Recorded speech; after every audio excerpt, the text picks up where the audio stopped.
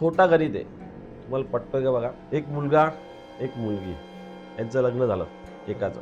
हम दो हमारे दो होते पहिले, आता त्याच्यात पण हम दो हमारा एक. आणि त्याच्यानंतर दुसरा मुलाचा जन्म घालायला बाईला त्रास व्हायला लागला, कंबर दुखायला लागली, पाय दुखायला लागले, तिला काम धंद्यामध्ये बिजी आहे, तिला घरातलं काम नाही होत. बरोबर. आणि एक मुसलमान माणूस तिघींशी लग्न करणार. कितीशी करणार? ते करतातच. तिघींना 4-4 पोरं, 5-5 पोरं. त्याच्यावरती त्यांना ती मर्यादा नाहीये. आपण हिंदू आहेत ना, हिंदूंना मर्यादा आहे. 2 मुलं झाले, तिसरा मुलगा झाला तर तुम्ही मतदानचा हक्क बजावणार किंवा तुम्ही इलेक्शनला उभे राहणार. त्यांना नाही मर्यादा. ही तुम्हाला माहिती आहे का, जेव्हापासून नरेंद्र मोदीजी झालेले आहेत, हे साधक आहेत. नरेंद्र मोदी साधा मनुष्य नाही.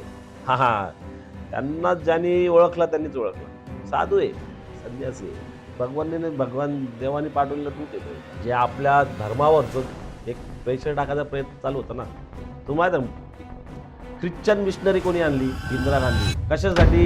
हिंदूंना कन्वर्ट करण्यासाठी.